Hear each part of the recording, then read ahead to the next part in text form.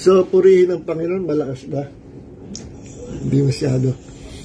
So, atin pong tatanggalin ito para may Bible ako. No? So, purihin ng Panginoon, ito po inyong likod, si Pastor Jude Cortez from San Pablo City, Laguna. Ito ang ating Friday online Bible study. At huwag niyo po kalilimutan i-share itong ating video teaching sa lahat ng ating mga kakilala, mga friends, especially mga OFW na mga kapatid natin sa pananampalataya na walang madaluhan ng mga churches, Panginoon, sa biyaya ng Panginoon, abuti sila ng video na ito through you, kung inyong isasend sa kanila. Paggamit po tayo sa Panginoon. So, parang kayo na rin nangangaral, ini-evangelize natin mga kapatid sa abroad through this live stream video. So, purihin ang Panginoon. Sa gabi po ito, ang ating pong pag-aaral ay patungkol sa, ito po yung title The Power of God's Word. No?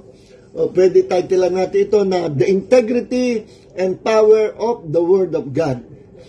So, merong integridad at merong kapangyarihan ang salita ng Panginoon.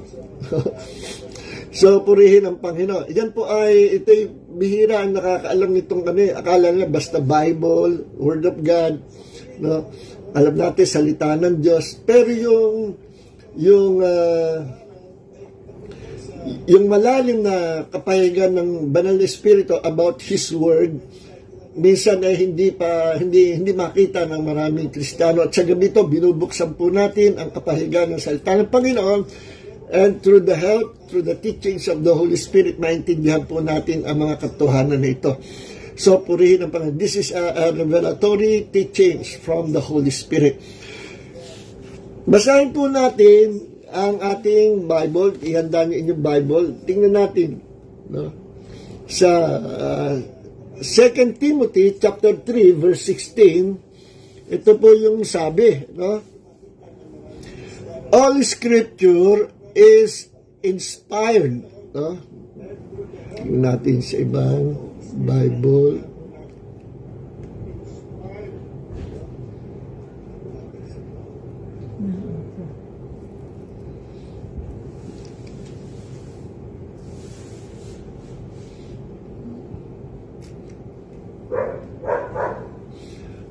All Scripture is inspired by God and beneficial for teaching, for rebuke, for correction, for training in righteousness.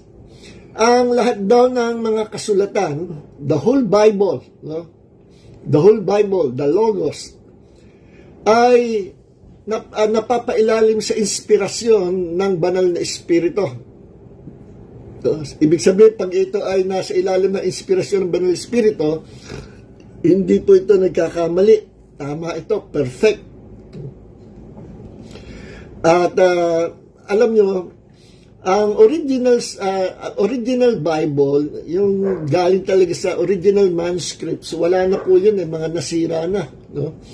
Sa tagal ng panahon, sinulat nila sa animal skin, sa tinatawag parchment, no?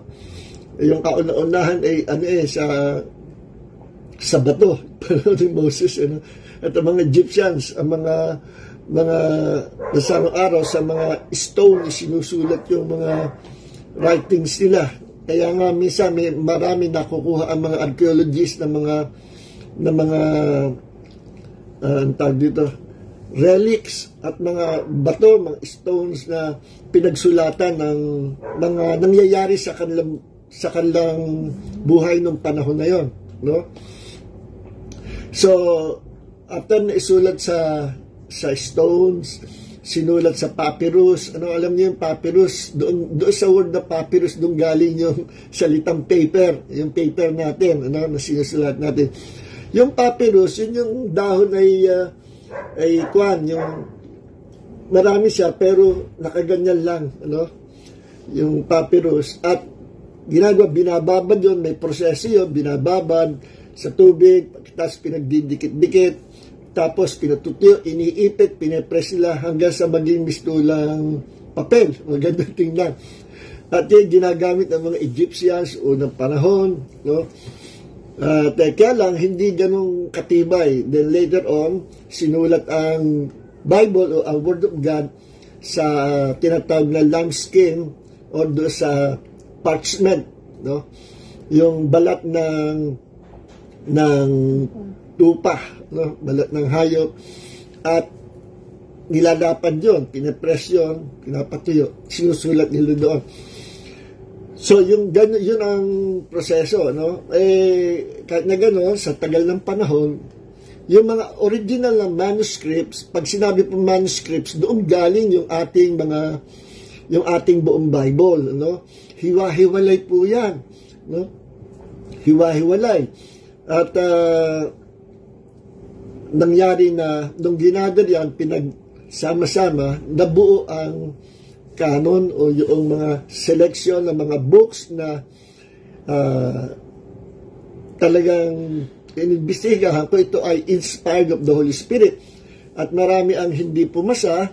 Yung mga pumasa sa inspirasyon sa pag-aaral ng mga ng mga tao na expert sa kasulatan, ay ginather nila yung nakita nila na under the inspiration of the Holy Spirit at pinili nila yon. So nabuo ang ating Bible at yan ay 66 books, no? Sa Catholic Bible merong extra, may nakasama kung tawagin apocryphal books, pero kinalulukot ko na sabihin na hindi po pumasa sa canon ng ating Bible. Meron silang sariling canon, no? Kaya lang, pag nagko-contradict ang salita ng Diyos, yung mga books, hindi po yun, ano? Hindi yun. Dapat walang contradiction. Isa sa mga istorya sa apocryphal books, yung si Jesus daw ay bata pa, kumipil ng putik at kinotihan, ginawang ibon at pinalipad, no?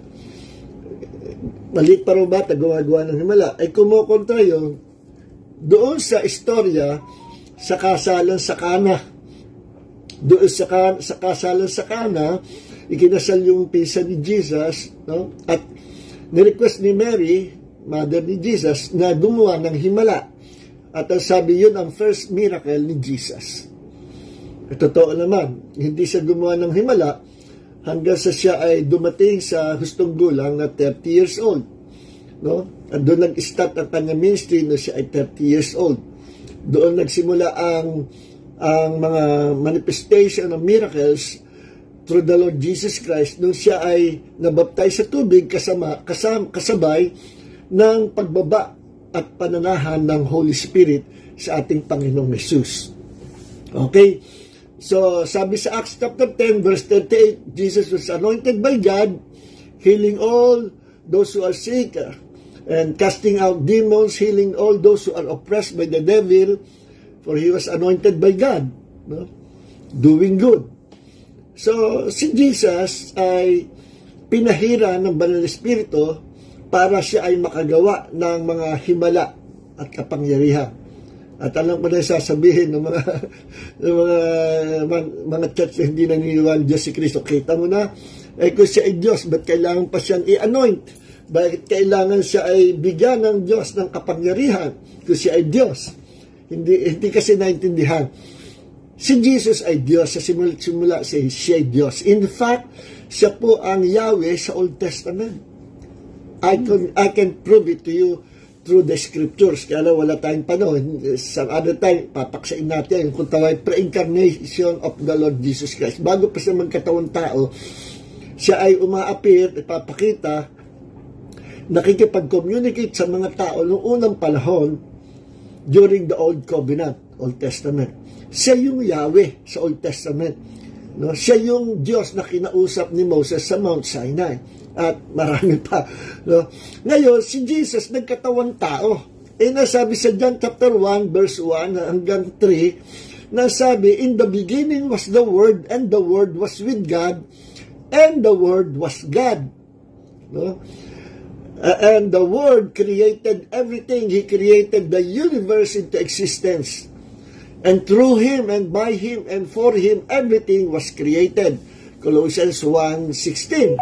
Kung hindi sa pamagitan niya, walang malilikha John chapter 1 verse 3. At ang lahat ng bagay nalikha sa pamagitan niya.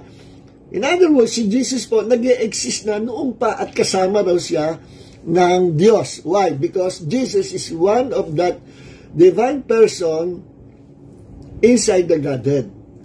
In one God, there is one being, one supreme being, one God with three divine personalities or three divine persons. The Father, Jesus, and the Holy Spirit. At si Jesus yung Word of God.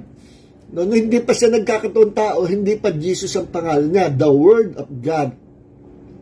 Every time na ang Ama ay lilikha, kikreate ng something, kagaya sa Genesis, kasama niya, katulong niya ang salita at ang banal na Espiritu. Silang tatlo ang lumikha sa buong universe. Tulong-tulong siya. Mababasa niya sa Genesis. In the beginning was the Word. And the Word was with God, and the Word of God, and everything was created by the Word of God.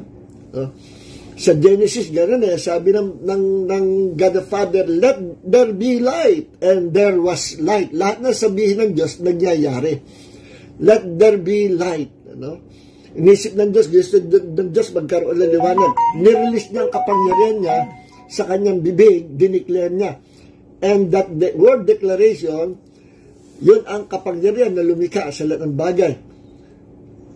That word in the mouth of the Father is the Lord Jesus Christ. The Logos, the Word of the living God. At sabi, ang Holy Spirit nandoon, umuusad sa ibabang tubig, that suddenly everything was created through the Holy Spirit. So magkakasama sila. So there is only one God, and in that one God, one being, there are three divine persons. Okay, at ang isa dyan si Jesus. Ngayon, si Jesus bumaba, nagkatawang tao. Number one, lagi ko po sinasabi ito at huwag nyo kalilimutan, ang purpose ng kanyang pagkakatawang tao, tatlo. Number one, naging tao siya for the purpose na mabayaran niya ang kasalanan ng buong daigdig at ang pinambayad niya yung kanyang buhay. So, tanong, paano maibibigay ng Diyos ang kanyang buhay kung hindi siya mamamatay? At paano siya mamamatay kung hindi siya magkakatawang tao? Kaya namatay kay Jesus yung kanyang katawang tao. Hindi mo pwedeng patayin ng Diyos. Na after 3 days and 3 nights, nabuhay siyang maguli. At bayad, fully paid ang kasalanan ng mundo. Ngayon, yung pagiging effective ng ginawa ng Panginoong Jesus, mangyayari lang yun sa mga tao na lalapit kay Jesus at sasampalatayanan siya at tatanggapin siya na maging kanilang Diyos, Panginoon, at tagapagligtas. And those people who believe and receive Him will be born again, will become children of God, and will have eternal life. So, yun ang number one, to save mankind, Ba't siya nagkatawang tao? Number two, ang dahilan para matalo niya sa Satanas, to destroy the devil, and to destroy the works of the devil. First, John chapter 3, verse 8, and Hebrews chapter 2, verse 14. He came to destroy the devil, he came to destroy the works of the devil. Kaya, the devil is a defeated enemy, defeated foe, nung si Jesus ay nabuhay na maguli. He defeated the devil in a legal fight. Sa Colossians chapter 2, verse 15, at sinamsaman ni Jesus si Satanas ng weapons at iniwan niya sa hayag na kahihiyan. Defeated. So we are fighting a defeated enemy. Okay, kaya tayo po nasa panig ng tagumpay, at nakatitiyak ng tagumpay, basta huwag kang aalis kay Jesus. Anumang labanan, anumang bigat ng labanan sa buhay, we are destined to win every fight, to win the battles. Okay. So, pangalawa na dahilan why Jesus became a man, to destroy the devil, to defeat him, and to destroy the works of the devil. Number 3, bakit si Jesus naging tao? So that we can become heirs to together with the Lord Jesus Christ. Para lahat ng pinamana ng Ama kay Jesus, manahin natin. Si Jesus hindi niya kailangan ng mana. Why? Sapagkat siya ang creator ng lahat ng riches and wealth of God's kingdom. Siya ang owner ng kingdom of God. Siya yung Diyos. Ang dahilan kung bakit kailangan siya pamanahan, para lahat na sasama kay Jesus ay magkakaroon ng pagkakataon na maging tagapagmanang kasama ni Jesus, even the throne of Jesus pinamamana sa atin. Sa huling panahon, Revelation chapter 3, verse 21, na sino man magtagumpay hanggang wakas, ay bibigyan ko ng pagkakataon umupo sa aking trono. Gaya ko naman na umupo sa trono ng aking Ama. Ulitin ko lang to. Si Jesus, siya lang pwede umupo sa trono ng Ama. Bakit? Ang trono ng Diyos, Diyos lang ang uupo. Now, binigyan tayo ng Diyos ng kalagayang pinakamataas na kalagayan, pumapangalawa, sumusunod sa ating makapangyarihan Diyos. Sapagkat sa lahat ng creation ng Diyos, we are the masterpiece of God. We are the crown of God's creation. Tayo po ang the best. Listen mga kapatid, magugulat kayo, mas mataas pa tayo sa mga angels. And we will judge the angels of the Lord ng mga nagkasala sa Kanya. Tayo ang magiging judge, sabi sa Bible. At sabi sa Bible ay, ang mga angels of God ay sent by God to minister to our needs. Katulong natin sila sa labanan, sa lahat ng problema. Sila ay mag-a-assist, tutulong. All things will work together for good para sa atin at pag-uugba-ugba lahat ba yan para magtagumpay tayo at yan po ang trabaho ng mga angels. No? Okay, now, so yun dahilan, tatlong dahilan why Jesus became Ama. Punta na tayo sa ating pong paksa. No? Now, si Jesus, no? Si Jesus at ang Ama at ang Holy Spirit, nung kanilang likhain ang kanilang masterpiece, walang iba kundi man, si Adam yun, nag-form ang Diyos ng korting tao sa alabok. At pagkatapos nung korting tao na, hiningahan ng Diyos sa butas ng ilong. Yung tao, walang iba kundi si Adam, ang ating unang magulang. At ang sabi, at ang tao ay he became a living being. Nagkaroon ng buhay. Sapagkat yung hininga ng Diyos na pumasok sa ilong ng tao, walang iba kundi ang Espiritu ng Diyos na nagbibigay buhay. At ang tao ay naging buhay. The breath of God was released through the mouth of God, pumasok sa ilong ng tao at nabuhay ang tao. Laging ang breath of God ay nagbibigay buhay. Ang salitang breath sa Greek po, Greek word ay pneuma. P-N-E-U-M-A. Pneuma. Nang ibig sabihin ay breath, air, or wind, spirit. It's either the human spirit or God. God is a spirit. Pneuma. No? Yung pumasok sa ilong ni Adam, pneuma. No? The breath of God. Ano mang hingahan ng Diyos, nagkakaroon ng buhay. No? May power yung hininga. Sapagkat ang hininga ng Diyos is the Spirit of God na nagbibigay ng buhay. Now, balik po tayo dito sa ating talata na binuksan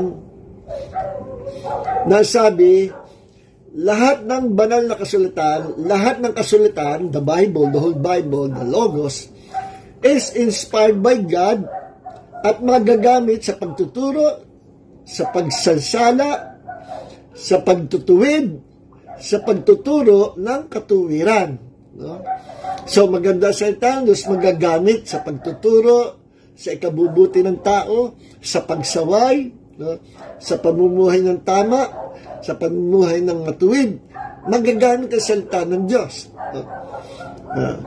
At ang pinakamalaga rin dito, kung bakit magagamit ang salita ng Diyos at effective at powerful, because the Word of God is alive and spirited. Spirited, meaning anointed. Ngayon, tingnan natin sa Amplified Bible. Ang sinabi sa 2 Timothy chapter 3, verse 16. All Scripture is God-breathed. Kita nyo? Yung salitang God-breathed or pneuma, no? Given by divine inspiration, ibig sabihin God-breathed ay given by divine inspiration. Ine-expound na ng Amplified Bible. And is profitable for instruction, for conviction of sin, for correction of error, and restoration to obedience, for training in righteousness, learning to live in conformity to God's will, both publicly and privately, behaving honorably, with personal integrity and moral courage. Ang haba sa Amplified. Okay. Sandali, may titingnan lang po ako dito.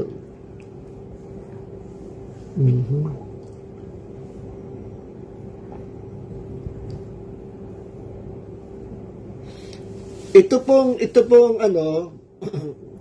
gaya ko sabi sa inyo, yung breath na lumabas sa bibig ng Diyos at nagbigay buhay kay Adam ay Spirit of God, pneuma kung tawagin.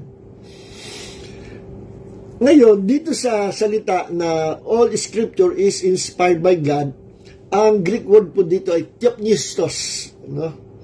Theopneustos. Tingnan natin ang pronunciation nito. Theopneustos.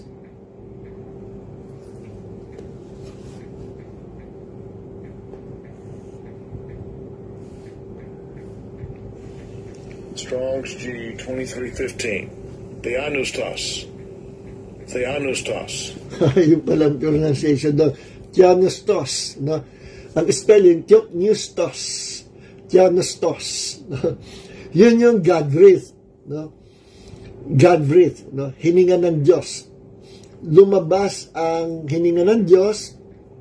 Lumabas ang Spirit of God at nagbigay buhay sa tao, nagbigay buhay sa salita ng Diyos.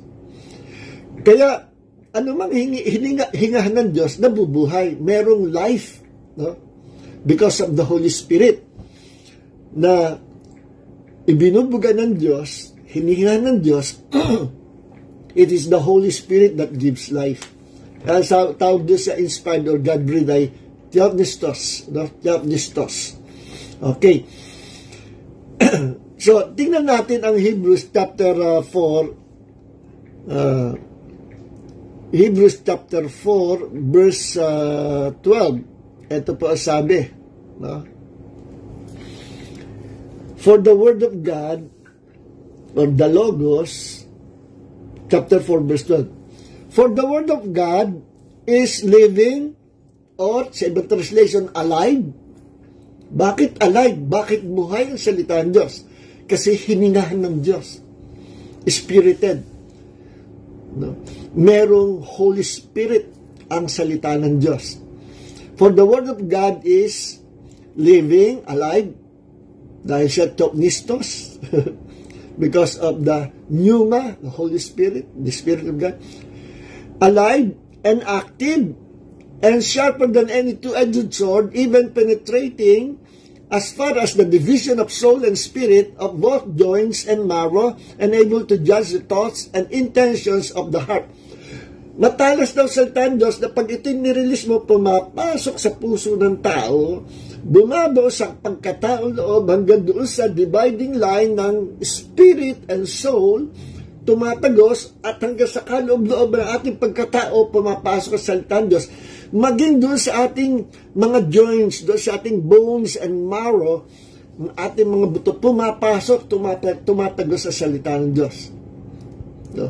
Ganon ka-powerful ang salita ng Panginoon. Kaya ako'y naniniwala, no?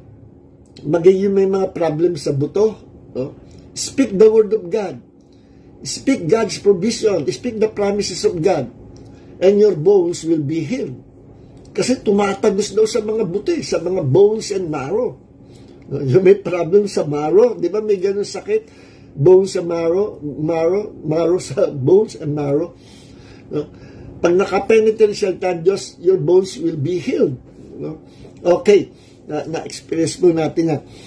Now, yan ang sinabi ng salita ng Panginoon. Meron sinabi sa Luke chapter 1 verse 37, sabi sa American Standard Version, sa ibang version wala nito eh. For the word of God is not void of power. Ang salita ng Diyos ay hindi hungkag sa kapangyarihan. Ibig sabihin, the word of God is full of power. At sa Isaiah chapter 55, verse 11, ito po sabi, so will my word be which goes out of my mouth. It will not return to me empty, without accomplishing what I desire, and without succeeding in the purpose for which I sent it. Ito, i-paraphrase natin sa Tagalog. Ang salita ron ng Diyos ay, dahil ito'y makapangyarihan, kapag ang salita ng Diyos, ibinalik natin sa Panginoon. Ibinalik natin sa Kanya. Pag binalik natin ang salita ng Diyos sa Panginoon, babalik ito sa atin in a form of blessing. Kung ano yung seed, kung ano yung salita na ibinalik natin sa Diyos, kung patungkol sa healing, prosperity, success, victory, promotion, financial needs, or physical healing, whatever, there are thousands of seeds in the Bible. And those seeds are God's provisions, God's promises to meet our needs, no? To meet our needs, to prosper us. And by the way, the word prosper means tagpuin tayo ng Diyos sa pangangailangan. I-provide yung mga pinakakailangan natin. No, hindi ibig sabihin to prosper, yayaman ka, napakayaman, magiging milyonaryo. Sometimes merong ganyan nangyayari. Extra blessing na lang yan. Pero hindi ibig sabihin hindi ka yumaman hindi ka na prosperous. No? Kung ang kasi prosperity pangako ng Diyos sa Bible yan eh. At ang definition ng prosperity is God's abundant grace to meet the needs of God's people according to His promises through the Lord Jesus Christ. Yan ang definition ng prosperity. So every time na tinatagpo ng Diyos pangailangan mo, makikita mo you are a prosperous person. Kasi you are highly favored by God, tinatagpo ka ng Diyos, prosperity yun. Gumiginawa ang buhay mo dahil tinatagpo ka ng Diyos. Prosperity yun. It doesn't mean na magiging mayamang-mayamang ka, hindi ganun yun. Pero yung modern prosperity teaching, kung tawag yung prosperity gospel, ganun ang tinuturo. You know? Ang problema, yung mga nagpipreach noon, God wants you to prosper. And in order to prosper, send your love gift to this ministry and I will pray for you and prosperity will come. May halong ano yan ang tawag dito, manipulation. Kaya nga dyan nadali yung mga prosperity preacher. Pero I tell you, prosperity is in the Bible. And God wants us to prosper. Pero hindi yung prosperity gospel. Hindi yun. Okay, ngayon, punta ulit tayo dito. So, pinaparaphrase ko sa inyo ang Isaiah 55:11 na kapag ka daw, ang salita ng Diyos, ibinigay ng Diyos sa atin sa mundo. In fact, hawak natin sa kamay natin ang Bible. This is the Word of God. Binabasa natin ngayon, Word of God. Ngayon, kapag ito yung salita ng Diyos, binalik natin sa Kanya, papalitan ng Diyos ng blessing. It will come back to us in a form of blessing. Anong blessing? Depende kung ano yung sinalita mo sa Diyos, salita ng Diyos na binalik mo sa Kanya, yun ang babalik sa iyo. At kung tawagin ko yan, para yung ang tawag dito, hydrological cycle. Parang, alam niyo, hydrological cycle. Yung pinag-aralan natin yung high school, yung na-evaporate ang tubig sa mundo, sa lupa. Lahat, nandun sa pasali, sa dagat, sa ilog, na-evaporate, umaakit sa alapaap. At pag absorb ng heat, nakukulong doon sa clouds, at pag mabigat na ang clouds at uulan na, itim na itim. Ibig sabihin, bubuhos na, mabigat na. At bubuhos yung babagsak. Kung gaano karami ang na-absorb pataas, ganun karami ang babagsak. What goes up will come down. So kung ano yung salita na binalik natin sa Diyos, yun ang babalik sa atin, magmamaterialize. Paano natin may babalik ang salita ng Diyos na iniwan sa atin ng Panginoon? At present, we have the Word of God. Di ba yung sabi, so will my word be which goes out of my mouth, it will not return to me empty. Hindi maaring hindi babalik sa akin na hindi nagbubunga sa pinagsuguan ng Diyos ang kanyang salita. Paano natin may babalik? Simple lang.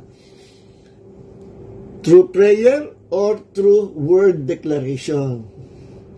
Ang word declaration is a form of prayer din po na dinideclare mo sa harapan ng Diyos yung pinananampalatayanan mo na pangako niya. Ibinabalik mo sa Diyos. No? Yung confessing the word of God, prayer yan eh. Isang uri ng prayer yan. Idinideclare mo sa Panginoon. Lord, I declare that you took my sicknesses and carried my diseases, and by your wounds, Isaiah 55, by your wounds, I am healed. Dinideclare mo sa Panginoon, binabalik mo sa Kanya yung salita na binigay sa atin.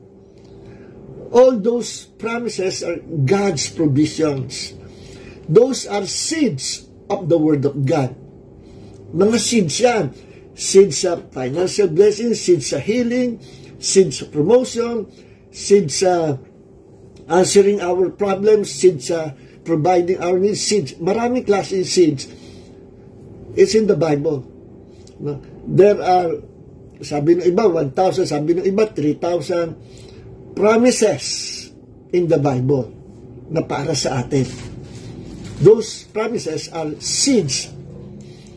Mga binhi na kung ating i-release at itatanim, it will materialize in this physical world.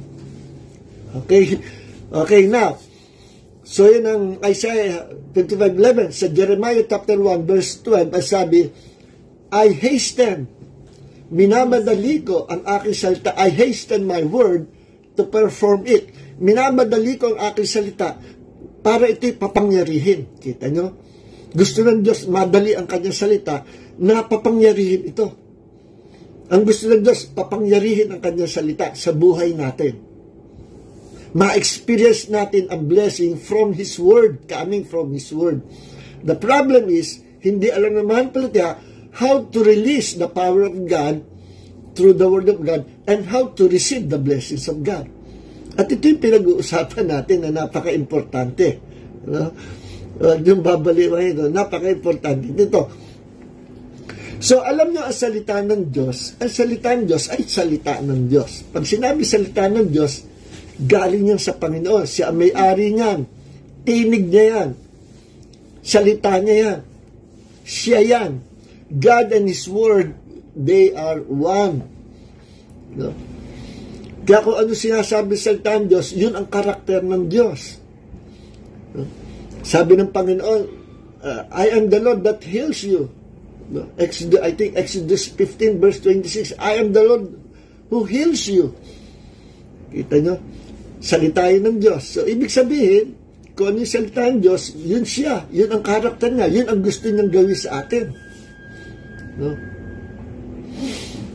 Sabi ng Panginoon, ni Jesus, I will be with you always, even to the end of this world. Makakasama ko kayo. Hindi ko kayo iiwan. Hindi ko kayo pababayaan. Word Jesus, yung pangako yun sa atin. No? Sabi ni Paul sa Philippians na nung tinulungan siya, pinurubad yung mga pangailangan niya, natuwa si Paul, nag-release si Paul ng blessing at pinaalala sa kanila. Sabi ni Paul, my God, dahil sa ginawa niya na kagandahan loob sa akin, No? Tinulungan niyo ako, inalagaan niyo ako, sinuportahan niyo ako. Haba ako'y nangangaral ng salita ng Diyos, tinuturoan ko kayo. Tandaan niyo, my God shall supply all your needs according to His riches in glory in Christ Jesus. So, yung promise na yan, ang pwede lang mag-claim yan, yung mga givers, yung mga supporters sa ministry, sinabi yung pangako na yan ng salita ng Diyos, sinabi ni Paul sa Philippians kasi tinulungan siya, they provided his needs. Okay. So, there are thousands of promises or seeds in the Bible. Now, ang Bible is called the Logos. The whole Bible is Logos. No? Logos. Kapag may mga promises sa Bible and it becomes alive in your heart, yung mga pangako na yon, isa-isa mga pangako yun na nagiging buhay sa puso mo, ang tawag dyan, Rema. The Rema Word of God, meaning the revealed Word of God. Yung pangako ng Diyos, nahayag sa'yo, naging buhay sa puso mo. Every Word of God that dwells in your heart, when it becomes alive, it is called the Rema Word of God. Okay? Yung Rema Word of God that dwells in your heart, dahil yan ay buhay, pag yan ay nirelease mo sa iyong bibig, dineclare mo, makikita mo, maghihintay ka na lang, it will materialize, it will manifest. For the Word of God is not void of power. The Word of God is full of power. Hebrews 4 verse 12, for the Word of God is powerful. It is alive and sharper than any two-edged sword. That's the Word of God. Okay? The Word of God is a container. No? Ano ko ba sasabihin ko? Halimbawa, sabay yung container dito. Kunyari ito, container. No? Kunyari ito, container. Pwede mo lagyan dito ng laman. Halimbawa ito.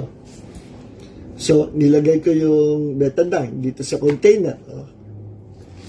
Container. No? Pwede kong dalhin ito, yung inilagay ko laman, kahit saan. Dalhin ko dito, dalhin ko doon, ilipat ko dito. Ang container ang naghahatid, nagdadala nung inilagay mo sa loob.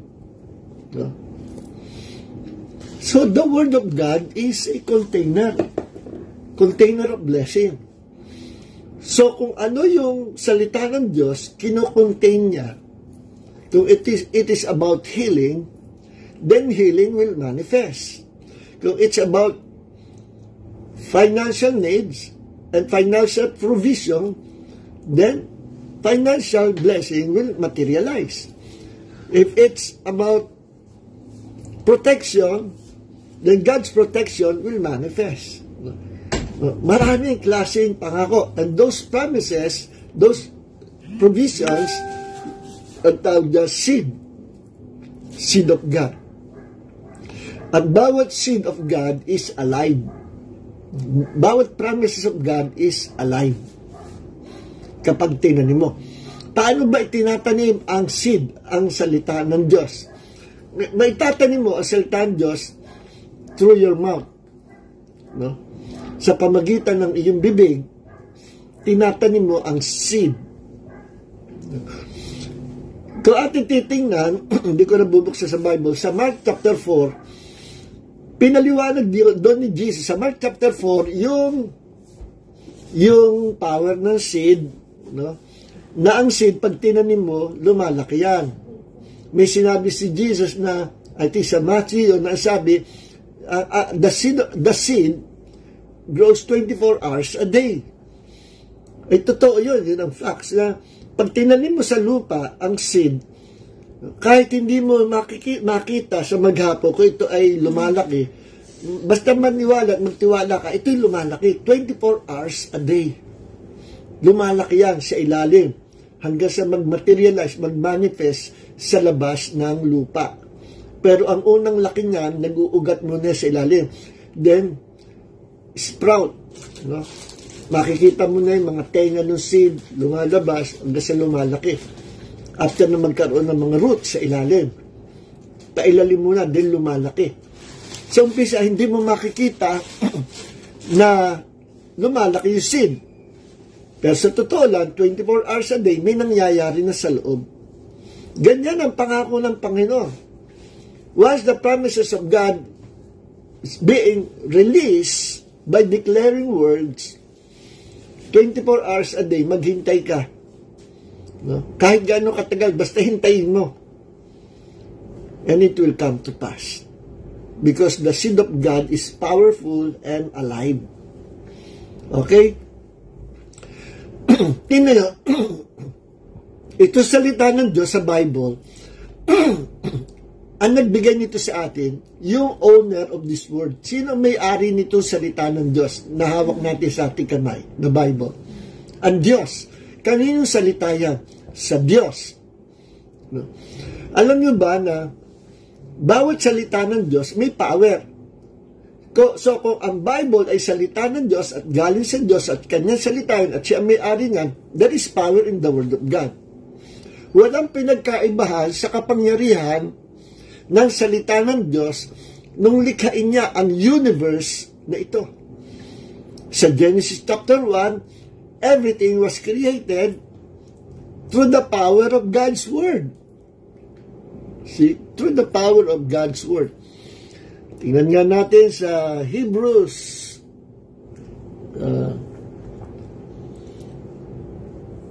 chapter 1 verse 3, no? And He is, si Jesus yon, He is the radiance of His glory. Siya ang larawan ng kaluwalhatian ng Diyos, yung glory ng Diyos nakikita kay Jesus, and the exact representation of His nature, si Jesus, because Jesus is God. And isang prueba that Jesus Christ is God. Isang prueba na that Jesus, although He's a man, He's not an ordinary human being. He is God. Ito. And ito si Jesus. And upholds all things by the word of His power. Si Jesus daw, larawan ng Diyos, ang kaluwalhatian ng Diyos, masisilayan kay Jesus, siya ang eksaktong representasyon ng kalikasan ng Diyos, si Jesus. At si Jesus, He upholds all things by the word of His power. Hinahawakan niya ang lahat ng bagay. The whole universe is under under the control of the Lord Jesus Christ. Pag binitawan ni Jesus sa universe, lahat magbabanggaan niya. Kita niyo naman yung perfect distances ng bawat planeta, hindi nagkakasalpukan. May kanya-kanyang rota yan, may kanya-kanyang linya yan. Kasi hawak ni Jesus. Once na binitawan niya ni Jesus, sabog ang buong universe.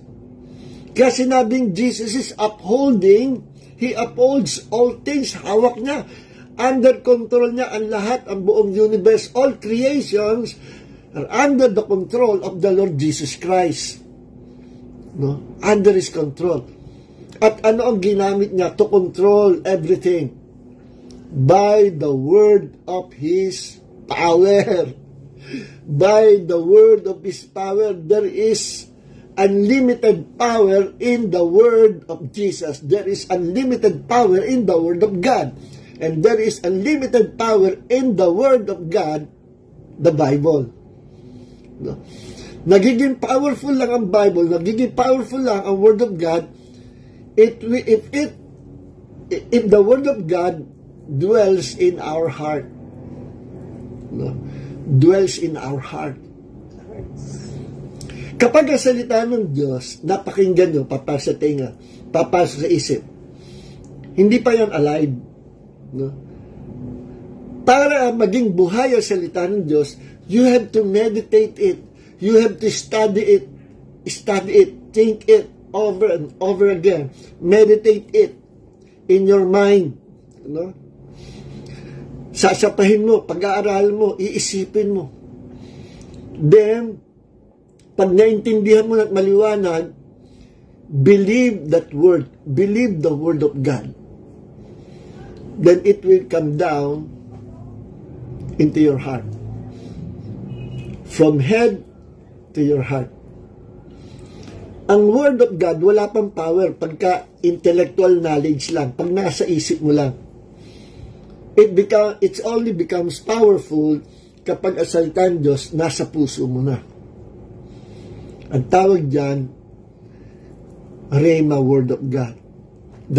From informative knowledge in your head, naintindihan mo na, then, sinampalatayanan mo, in-embrace mo, tinanggap mo ng buong puso sa salita ng Diyos, then it will come down to your heart.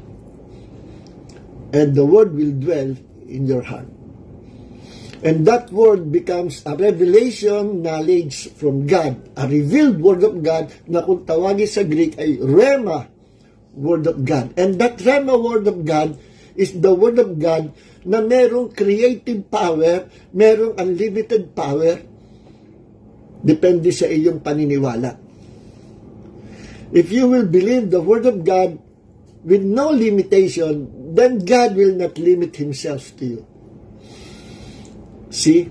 But if you will limit the Word of God, God will also limit His miracle para sa'yo. Don't limit God. Don't limit His Word. Because God is unlimited. He is all-powerful. Kung God is all-powerful, the same with the Word of God. The Word of God is all-powerful. God is omnipotent. The Word of God is omnipotent. God is omniscient. The Word of God is omniscient. Okay, now, sabi ni Mary, isang araw, dumating si Angel Gabriel. Si Angel Gabriel, isa sa mga archangel. Tatlo yung binanggit sa Bible, archangel. Archangel Michael, siya ang head chief ng warring angels. Angel Gabriel, siya ang chief ng mga messenger angel. At merong isa na tumaliwas. Siya yung chief or head ng worship sa langit. Si Lucifer, na naging Satanas. Satan means adversary, enemy of God. Siya ay cherub. Sabi sa Bible, sa Isaiah chapter 14, verse 12, cherub siya. Ang cherub, tagabantay, lagi nasa tabi ng Diyos, sa trono ng Diyos. So, naobserbahan niya ang Diyos. Natagal niyang kasama ng Diyos until na-invento niya ang kasalanan. Nagkaroon siya ng desire to become like God. Naging ambisyoso si Lucifer. No? Now, bukod sa si cherub, pinaniniwalaan ng maraming scholars na kasi nahikayat niya one-third ng mga angelic host sa langit. No, nasa Book of Revelation, kaladkad niya yung kanyang tropa, one-third ng mga stars. Those stars were angels. No? Yun yung kinuha niya sa langit. Nakonvince siya sumama sa kanya. Nakonvince siya magrebelde sa kanya. So, kung nakonvince siya yun, kasi hawak niya. Kaya nakinig sa kanya, niwala sa kanya. So, kung hawak na, may mataas siyang posisyon pala sa langit. No? At, sabi sa Ezekiel chapter, I think, 38 o 28, nung panahon nilikha ka, may nakakabit sa katawan mo ng musical instrument. Nalilikha ng Diyos, musician si Lucifer. So, hindi malayo na possible na siya ang head ng music ministry sa heaven. No? Kaya nahakot niya one-third ng mga angelic host sa langit na sumama sa kanya, and they create their own kingdom. At ang problema, sumama yung mga angels doon sa spirito, sa angel na hinusgahan na ng Diyos sa lake of fire. Sooner or later, the devil and his demons and his fallen angels will be thrown into the lake of fire. Yun ang destiny nila. Tandaan nyo, the lake of fire was not created by God for human being. The lake of fire was created by God for the devil, Satan, and his angels. Nadamay lang ang tao. Kaya huwag kayo sasama sa kanya. Sumama tayo kay Jesus. Amen. Okay. Now, Dumating si Angel Gabriel kay Mary, may special mission para dalhin ang salita ng Diyos. Ano yung salita ng Diyos? Dala ni Gabriel. Sabi ni Gabriel kay Mary, Mary, good news, may mabuti balita. Magdadalang tao ka. Manganganak ka ng batang lalaki. And his name will be Emmanuel, God with us. Through him, God will be in your midst. No? Or, his name will be called Jesus, the Lord, our salvation. Sabi ni Mary, paano mangyayari yun? Dalaga pa ako, engaged to be married sa aking jowa, kay Joseph. Paano mangyayari yun? Ganito, sabi ni Gabriel, lilimliman ka ng Holy Spirit hanggang sa ikay magbuntis at makapanganak. Yun ang salita na daldal ni Gabriel, salita ng Diyos, the seed of God, dala-dala ni Gabriel, at sinalita niya, nirelease niya yung seed na yun through his mouth. Manganganak ka ng bata lalaki, and his name will be called Jesus. Panaisip pa kay Mary. Pero, nung pinaliwanag ni Angel Gabriel kung paano siya magbubuntis, ganun pala yun. Through supernatural na pagbubuntis, I believe natuwa si Mary. At in-embrace ni Mary, tinanggap niya yung seed. At sabi ni Mary, ganun ba? Nangyari sa akin ang ayon sa iyong sinabi. Be it unto me according to your word. In other words, nagkaroon siya ng faith, tinanggap niya sa puso niya yung salita ng Diyos na dala ni Gabriel, at ang salita niyon was the seed of God. And that seed, immediately, when Mary received that seed, when Mary believed and received that seed, immediately that seed entered into her womb. Tandaan nyo, ang Diyos, napaka-gentle niya. Hindi siya papasok hanggat hindi mo gustong imbitahan siya.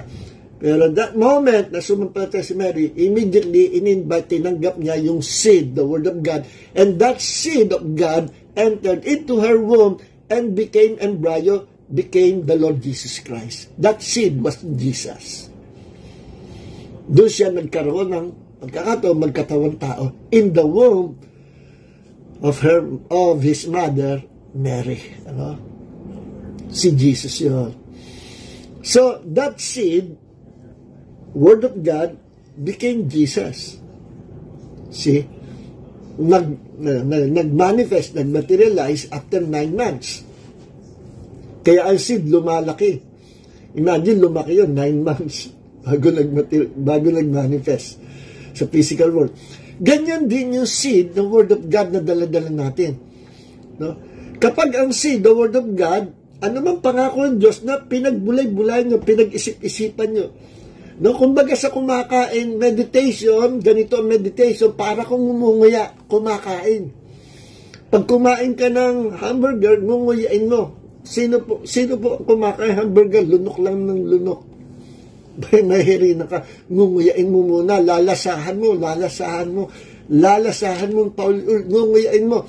At pag sapang-sapa na, nalasahan mo na, satisfied ka na, lulununin mo, at pupunta yan sa stomach mo. Lahat ng minerals, vitamins na dala nung pagkain-kinain mo, isusupply sa buong katawan mo.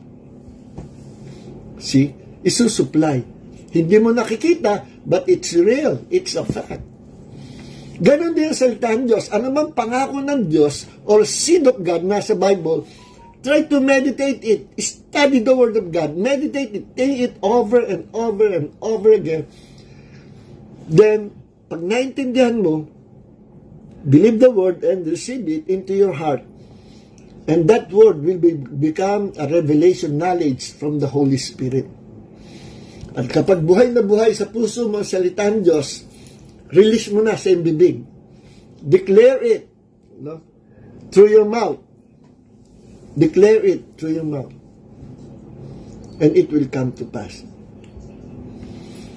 Tingnan naman natin yung Hebrews chapter 11 verse 3. Sabi dito, by faith we understand that the world has been created by the word of God, so that what is seen has not been made out of things that are visible.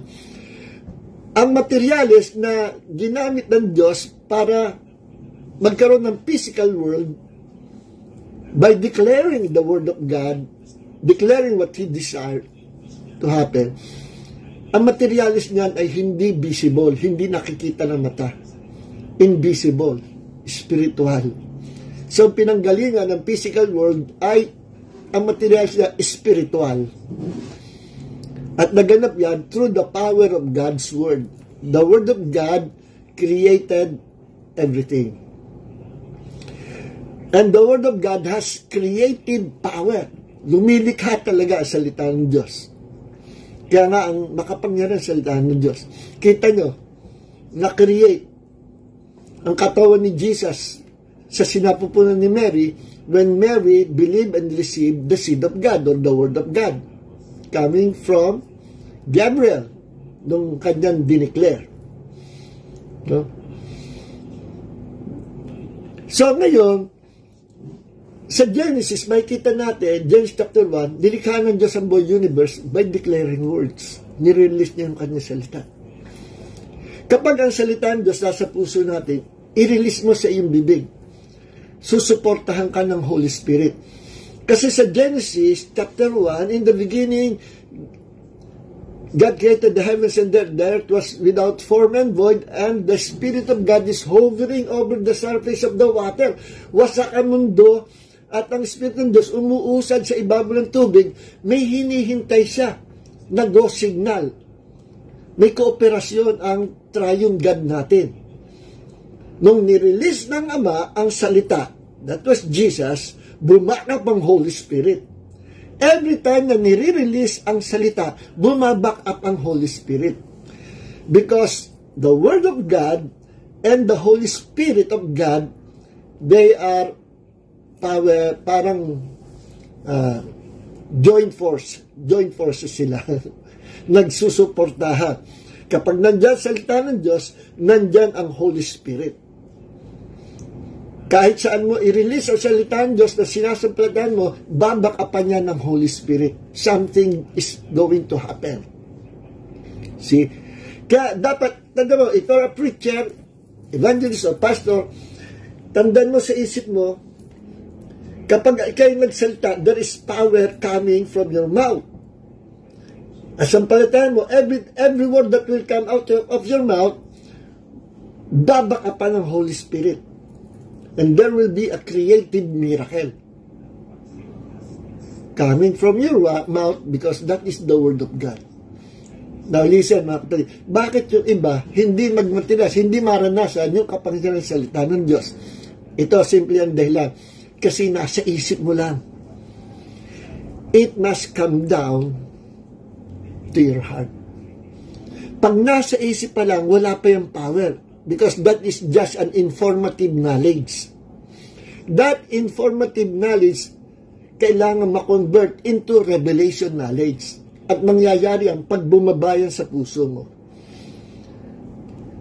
Kaya nga, kailan nasusupply yung mga vitamins, minerals, at kung anong meron ang kinain mo, kung maganda yung meron yung kinain mo, masustansya at maganda sa katawan mo, gaganda rin yung katawan mo. Pero kapag ka meron doon na something na makaka-destroy ng iyong mga cells at ng iyong katawan, meron something yung pagkain. Pag kinain mo, it will destroy your body. Makakasama. Kaya kung ano yung meron, yung pagkain, pag nilunok mo at pumunta sa iyong stomach, isusupply niya kung ano yung kagandahan o kung ano yung kasamaan na meron yan. Kung kasamaan meron yan, may poison, mapopoison ang katawan mo. Kung blessing, mabibless ang katawan mo. Bakit? Kasi dinigest mo. Then, dinigest mo, linunok mo. At nung nasaktan mo na, dyan na nag-release ng blessing sa katawan natin. See? Kaya importante, dinadigest. Ganyan din sa spiritual. You must digest. You must meditate the Word of God day and night. At ang sabi, you will prosper. Meaning, ma-experience mo kapangyarihan sa salita ng Diyos. Kaya ito ang lesson. Yung iba, hindi naniniwala. Kalokohan lang yan. Mga word of faith teachers, kalokohan yan. Sa iyo, kalokohan. Sa amin, totoo. Kasi na-experience namin. Sa iyo, kalokohan kasi nasa isip mo lang. Ikaw ay pinaandan ng head knowledge. Kaya hindi mo ma-experience ang heart faith o ang revealed knowledge of God. At ang salita ng Diyos, kahit 1,000 times we confess, kung nasa isip mo lang, there is no power. Nagkakaroon lang ng manifestation of God's power and God's word kapag bumaba na sa puso mo. See? Yun ang difference. Kaya yung iba, lalo yung mga cessationist or yung mga cessationist, you don't believe in miracle, nire-resist ng miracle. Kahit sinasabi sa Bible, then, what you believe is what you will get. Kung nire-resist ng miracle, nire-resist ng blessing, then you will not be blessed. You will not experience miracle. Pero kung tatanggapin mo ang mga pangako ng Diyos sa iyong puso, hintayin mo, time will come, you will experience the blessings of God's Word. Kasi binigay ng Diyos sa atin sa Kanya salita to bless us. Okay?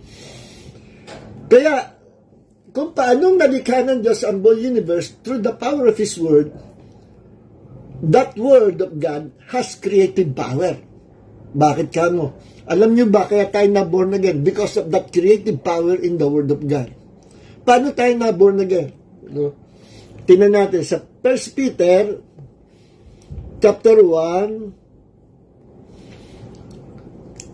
verse 23. Ito sabi ng salita ng Panginoon. Ano ang naging agent kung paano tayo na born again? Ito. For you have been born again, not of seed which is perishable, but imperishable, that is through the living and enduring Word of God. Tayo daw ay na born again, hindi sa pamagitan ng binhi na nasisira, not through those material physical seed, kundi through that spiritual seed. Anumang spiritual is imperishable. Hindi nabubulok, hindi nasisira. It will exist forever. And the Word of God is Spirit. It will exist forever. At tayo daw ay pinanganak sa pamagitan ng seed, ng salita ng Diyos na walang kasiraan, mananatiling forever ang salita ng Diyos, because the Word of God is eternal. You cannot destroy the Word of God. The Word of God will exist forever because the Word of God is Spirit. Yes, sabi Jesus sa John chapter saan nga ba yun? I forgot. John chapter 6 verse 62-63. For my word, they are spirit and they are life. Sabi ni Jesus. At sabi sa 1 Peter chapter 1 verse 23, tayo pala na born again through the seed of God, through the Word of God. Ano nangyari? When we heard the gospel is the Word of God, that simple gospel carries the Word of God. That good news carry the Word of God. At nung ating sinampalatayanan yung gospel, we receive it into our heart, na born again tayo. Na born again tayo because of the Word of God. Anumang salita ng Diyos na tanggapin natin, sampalatayanan, tanggapin natin sa ating puso, hindi lang sa isip, kasama ang Holy Spirit to work, to create something to bless us.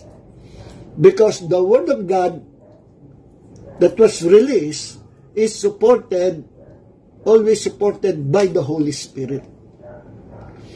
Kaya mahalaga, mga preachers, mga pastor, sampalatayan, every time you stand to preach the Word of God, ang unang isipin nyo, there is power in my words that will come out of my mouth. Because this Word, the Word of God, resides in my heart. And any moment, any time, when I release this Word, this seed, it has a creative power that will create the heart or the human spirit of man. It will recreate the human spirit of man. At sila'y maboborn again. Kapag tumayo ka, be positive. At isipin mo sa sarili, with authority, sapagkat tumatayo ka sa pangalan ng Diyos, you are God's representative. Dala-dala mo sa salita ng Diyos.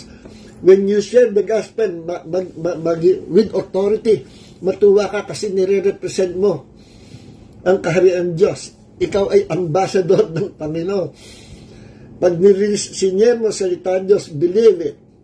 Manampalataya ka na any word that will come out of your mouth is a creative word of God that will recreate the life of that person.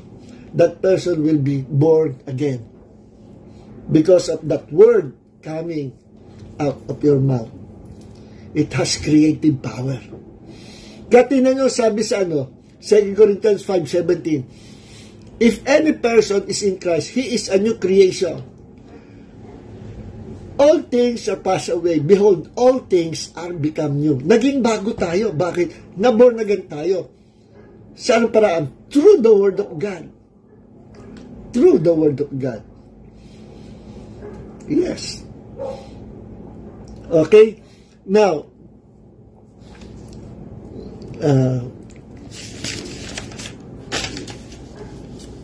hanggang dito na lang po ako. Wala na tayo oras.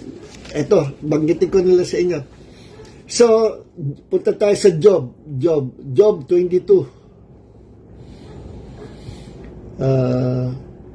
Job 22, verse 28. Ito po. You will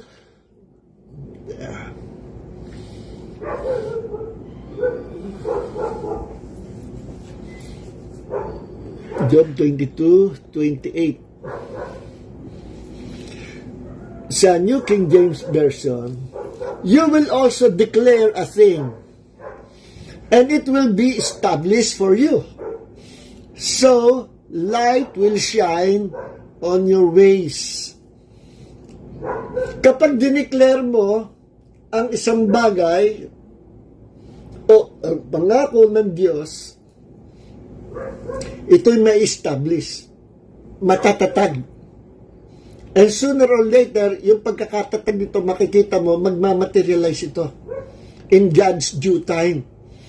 At pag ito'y nagmaterialize, nagmanifest into the natural realm, at nahawakan mo na yung blessing, matutuwa ka. So, light will shine on your ways.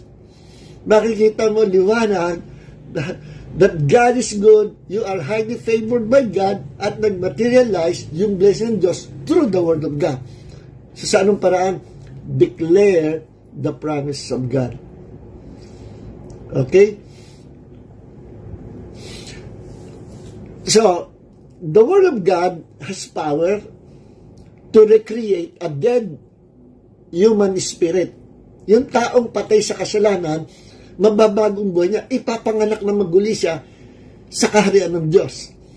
By releasing the Word of God, at kapag kanyang pinakinggan at tinanggap silang palitayanan, he will be born again into the kingdom of God. See, yan ang creative power sa salita ng Diyos. Pangalawa, naalala ko yung co-office mate ko. Yung co-office mate ko, bading siya, no? Doon sa trabaho namin. Matalino siya, UP siya. Tapos, copywriter namin. Nung nagpapahinga siya, nakita ko wala ginagawa. Sabi ko, JR, basahin mo nga itong John 3:16. May ginagawa ko, ikita ko, nagpapahinga ka. Sige na. Ano ba dyan? Yeah. For God so loved the world, binasa, for God so loved the world that He gave His only begotten Son, whoever believes in Him shall not perish but have everlasting life. Okay, ulit pa. One more time. Nabasa ko na. Sige na, basahin mo na. For God so loved the world. Sandali. Yung word, palitan mo ng pangalan mo, JR. Okay? Okay. Tapos, yung whoever believes, yung whoever, palitan mo rin pangalan mo. Okay? Okay. For God so loved JR that whoever, pinalitan mo, if JR will believe in Him, he shall not perish but have everlasting life. Alam nyo, nung pinalitan niya ang pangalan niya, yung the world at yung whoever, binanggit niya ang pangalan niya. Hindi niya matapos-tapos basahin. At nangangalahati pa lang siya, tinigil na niya. Bigla siyang umalis, tumakbo, papuntang CR. Bumalik after 15 minutes. Pukto ang mata. At nang pagtingin sa akin, iiling, Brother Ness, ginawa mo sa akin. Sabi ko, wala akong ginagawa sa'yo. Pinabasa ko. Tapos seryoso siyang upo. Sabi ko, ba, may reaction, may nangyari. Umiyak siya. Pinabasa ko lang John 3:16. Something happened. Kinabukasan, dumating siya. He accepted the Lord Jesus Christ to be his Lord God and Savior. Na-born again siya. Nawala yung pagkabading niya. Yun ang miracle, creative power of God's Word. See? Kaya, one word from God can change your life forever. Kahit hindi mahaba ang message mo, preaching mo, kahit one word lang, if you believe in your heart, and that word resides in your heart, dwells in your heart, pag nirelease mo kahit one word lang, one word, one sentence, the life of that person can be changed by the power of that word. He will be born again. So the word of God has power to recreate a dead human spirit, no? Born again. The word of God can renew our mind. Ang bulok na pag-iisip natin, kayang baguhin ng salita ng Diyos. Wala tayong time i-explain niya. Saka na po, Then the word of God can heal us from all kinds of sickness and disease. Whether it is physical sickness, whether it is sickness sa ating kaluluwa, kung tawagin ay emotional wound, or healing of our memories, no? Kung tawagin inner healing, healing of our memories, healing of our emotional wound, or whether it is physical sickness or spiritual sickness, all kinds of sickness can be healed by the power of God's Word. At kung yung kaluluwa, Proverbs chapter 4, verse 20 hanggang 22, sabi ng Panginoon, My son, attend to my words, incline your ear unto my saying, keep them in the midst of thine heart, let them not depart from thine eyes. No? Keep them in the midst of your heart. Anak ko, makinig ka, daluhan mo aking salita. No? Ang salita ko, huwag mong hihiwalay ang iyong mga mata sa aking salita. Itago mo ang salita ko sa iyong puso. Why? Because, nasabi doon, for they are life to those that find them, and medicine, healing, health to all your physical body. So there is healing power in the Word of God. Ano pa? The Word of God has power to change situations, your circumstances, your situations surrounding you. Kung ay puro negative situations, the Word of God has power to change it. And light, sabi nga dito sa Job 22:28, and light will shine on your ways. See? Okay. Last verse.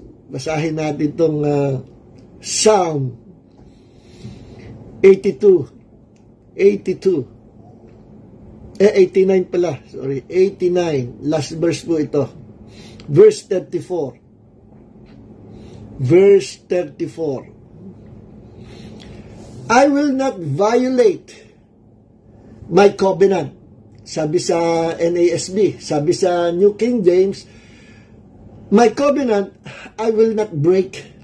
Hindi ko sisirain ang aking covenant. Alam niyo po ba, we are God's covenant partner? We are God's covenant partners. At ang covenant ng Diyos sa atin, the new covenant. No? Mas maganda raw kaysa old covenant ng mga Jews. I will not violate my covenant, or I will not break my covenant. Nor will I alter the utterance of my lips. Babaguhin ko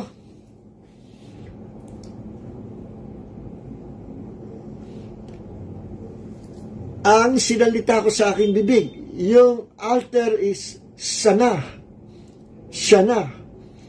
Nang ibig sabihin ay to change, no? To change, palitan. Hindi ko babawiin ang aking salita. Under that new covenant, hindi ko sisirain ang aking salita, no? Sabi, nor will I alter the utterance of my lips. Or some New King James, nor alter the word that has gone out of my lips. Meaning, lahat ng salita na lumabas sa bibig ng Diyos, nasa Bible, the Bible is the Word of God, hindi raw the Bible itself is the covenant of God sa atin, especially the New Covenant. Lahat daw ng pangako ng Diyos sa Bible, hindi niya sisirain. Hindi niya sisilain. Pakikita ng Diyos na tapat siya na nangako sa kanyang tipan sa atin, sa covenant sa atin. Kaya sabi sa Jeremiah 1:12 ay, minamadali ko na papangyarihin ang aking salita. Okay, mga kapatid, hanggang dito na lang. And please don't forget to share this video at nawa kayo na pagpala ng mga kapahayagan ng Diyos sa salita ng Panginoon. So, salamat po. Pwede nyo ulit-ulitin itong video na ito hanggang sa makonsume nyo ang sustansya ng salita ng Panginoon until you believe with your heart, no? Patungkol sa power, unlimited power of God's Word. So ito yung integrity and power of the Word of God. Pagpalain po tayong Panginoon. Heavenly Father, maraming po salamat. Ma-experience namin kapangyarihan ng iyong salita. Salamat po, ang salita mo ay diyan kami pinanganak sa kaharian Diyos. Ang salita mo, nagpapagaling ng mga may sakit at karamdaman. Ang salita mo, bumabago sa aming pag-iisip. Ang salita mo, bumabago ng mga sitwasyon, Panginoon. There is power in your anointed word. Your word is spirit, they are alive, Panginoon. Maraming po salamat, Panginoon, sa gabing ito, sa mga kapatid na kasama namin sa pag-aaral ng salita. Ma-share namin ito. Panginoon, gamitin mo ang bawat isa bilang mensahero ng iyong gospel, ng iyong salita through this video. Pagpalain kayo ng Panginoon. May the grace of Jesus and the love of the Father and the fellowship of the Holy Spirit be with you all. In Jesus' name, so be it. Amen and amen. Lahat kayo invited. Sunday, we will celebrate the goodness of the Lord. Meron kaming Sunday service. Isa ay 8 o'clock. Ang isa na first service at ang isa ay 10 o'clock, second service. So, lahat kayo invited. God bless you. Kung wala kayo na-attenan, you are welcome sa aming pong church. Kung may na-attenan kayo, so be it. Manatili kayo sa inyong church. Kung gusto nyo makikain, libre kain. Purihin ang Panginoon. So, praise God. God bless everyone. Shalom.